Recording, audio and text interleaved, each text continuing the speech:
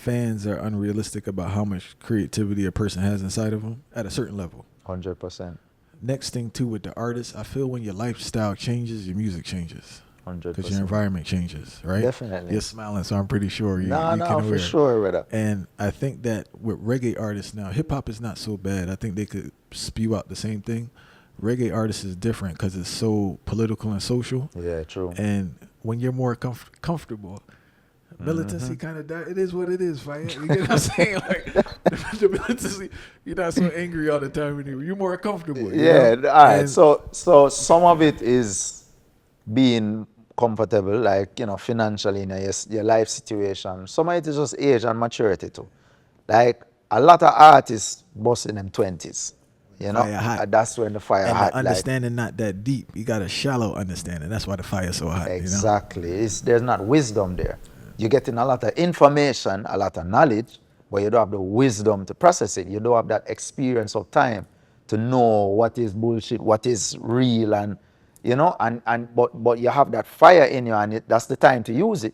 So that's when everybody changing up, them trying out different religions, them sight up far right, them go vegan, all of these kind of things, and some of it stays, some of it doesn't. Some people, that's when them get lax, them want to try it and all of these.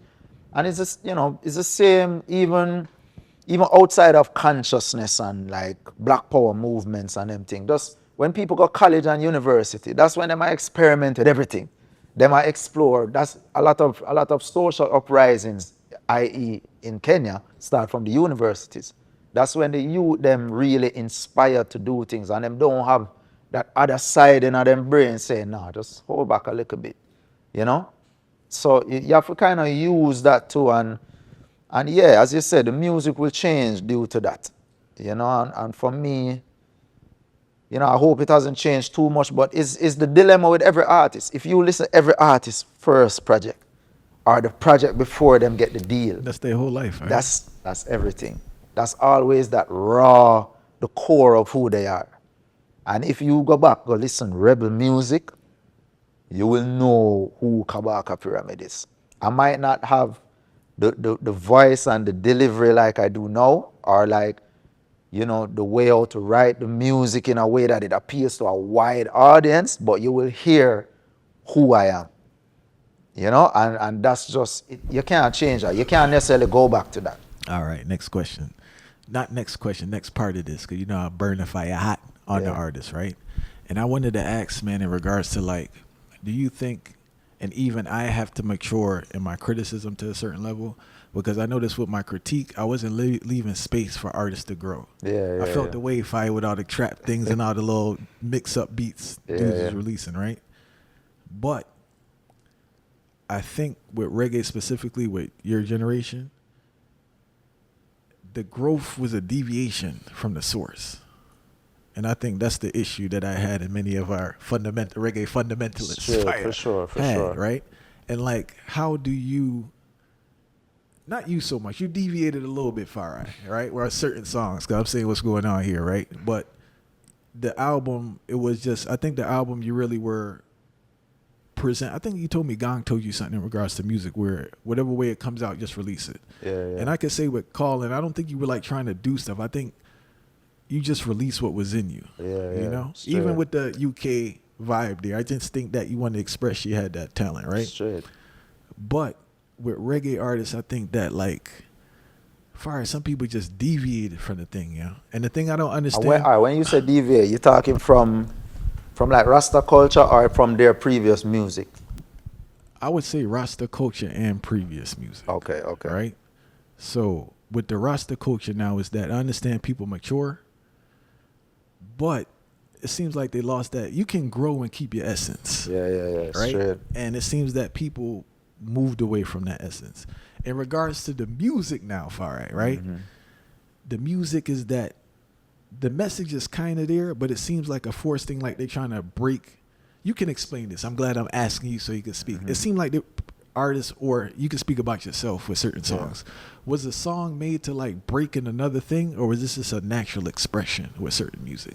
Was the intention to say, you know what, I'm making this song to break into another market, or is this just what we're dealing with right now in the studio? This was the vibe, and this is what we're releasing. No, for sure. Sometimes you do songs because you want to break in different markets. Like, and when you tour, you see in different markets, you see, different crowds react to your music. You're also watching other bands, seeing how people reacting to their music.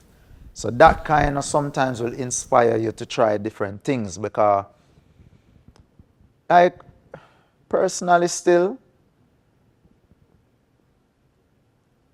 and you mentioned it, or I said something and it reminded me of something Styles P said, that people are more into or it's about you as the artist now, and as opposed to music. And I think, for me, my ventures outside of the diaspora regions hold true to that even more. Like, I see people that are into Kabaka Pyramid and what I stand for and who I am, more than whether this song is popular. Like, it's like people would tell you, say certain songs bring them to tears. And it's not like, this wasn't even a single. This song has never played on radio anywhere. And it's like, one, just the willingness to even express that to you is one. The fact that that's the song that made them do that. It shows, sometimes it's like, them things that make you feel like, feel like genuinely loved. It's not just about, I have these popular songs so people love me because my songs are hits. And then, like, people would genuinely love the artists them because of the amount of hits them getting. And because them can perform and them have charisma and them inspiring and all of that. But it's like without the hits, do you get that love? And that is a thing where, when I see artists switching up their music to kind of feed these other cultures, part of me kind of understand. Because, especially if it's somebody like me, we're not getting the heights of love, like locally, whereas maybe compared to internationally or compared to other artists locally. So, every man kind of, artist, every man, woman kind of choose them part and see what's, like, sometimes people go where them see the music working. If you, some man them go do a garage song or a jungle song, and them realize that them voice, them melody over these jungle beats, the thing shot. So them just base them whole career off of that. All right, that's the thing now. I'm talking from a reggae fundamentalist fire True, fan. true. The issue is not the song fire. The issue is when you try to make every song like it. You get what I'm saying? Yeah. So say your last album, right? I think one of the ones that had the wickedest roots on the herb tune with Black I Am. Black Am I, yeah. Black Am I, right? Yeah, man. But it's not like the whole album was all like, it was still the core of what you build your career off of. Yeah, and that's the part I don't understand. You're deviating from what people know you from. Yeah. You get what I'm saying? It's that thing. All right, so. It's like, hold on real quick. It's like, I may be mixing them up, but say you got Coca-Cola, you got Sprite, and you got, I don't know if I'm correct, but as an example, they still sell Coca-Cola. Straight. They didn't throw away the Coca-Cola just to sell Sprite. No, I totally get it. Totally get what you say. And I'm saying this to say this. I feel that this what has really hurt reggae. Yeah. So I think there's enough aspects to it. Like, reggae music, from a songwriting, song topic, an idea expression perspective, it can be a limiting range of things. It's like other genres of music tend to go into, like, lyrics and songwriting and just life experience in a totally different way. And like, simplicity really holds true in a reggae music. So if you are not necessarily at the core a simple person, it's kind of hard to just keep reproducing the same thing where the fans them want. So it seems like you're saying reggae music doesn't really allow artists to grow to a certain extent with creativity. Some artists. Some yes. artists. I think. Or not kind to some artists who try to grow Yeah, exactly. It's very unforgiving. And to me, reggae artists, and especially Rasta reggae artists, are the most highly scrutinized. Let me not say people. If I say people, that's an exaggeration. But musicians in the world. I would have to disagree with that, Farai. I would disagree with that. The reason I say it is this, right? I do understand because you have the Rasta thing, there's a certain standard of that. But no, I think everybody get the fire hot now. I think everybody get the fire hot. Hip hop, dancehall.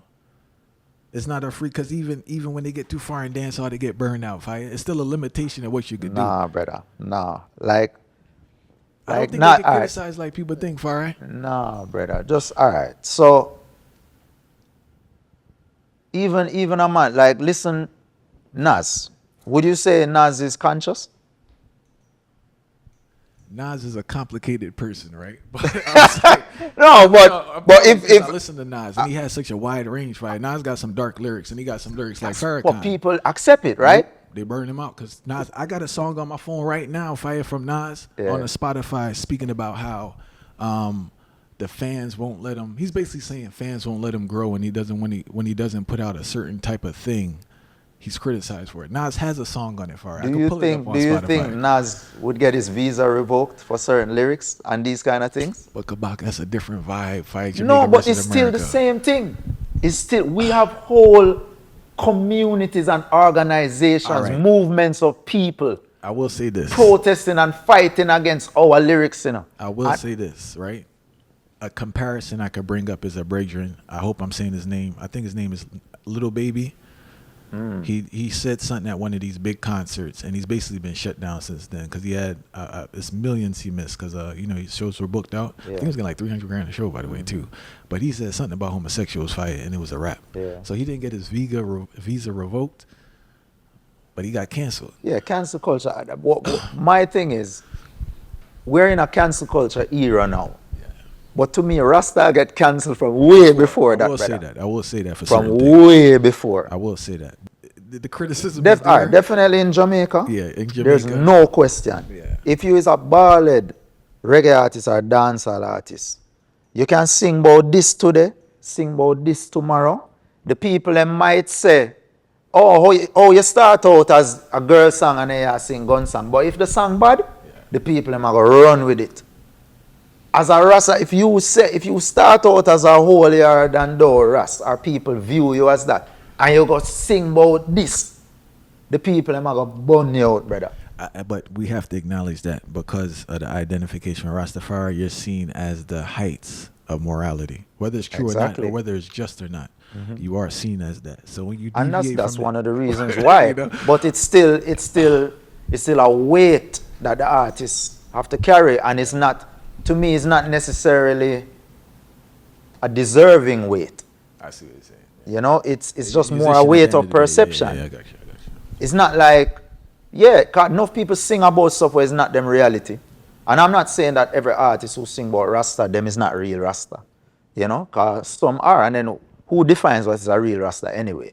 Rasta is such an enigmatic kind of thing. It's like everybody kind of have them personal view of what it really means. So that's a whole different conversation. But to me, definitely the perception is like people almost think that being a Rasta is an artist thing.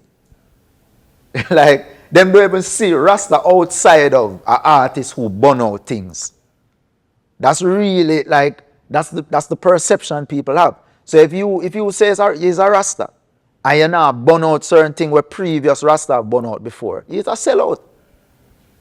You're not stand for nothing. I can see where that becomes and that a problem to me now, is the most unfair thing, brother. Yeah. And people are going to hear me say this and probably in the comment I say a bag of foolishness. But that are just the reality. You know, it's like Other people can't go into them workplace and just start burn out everybody where them see.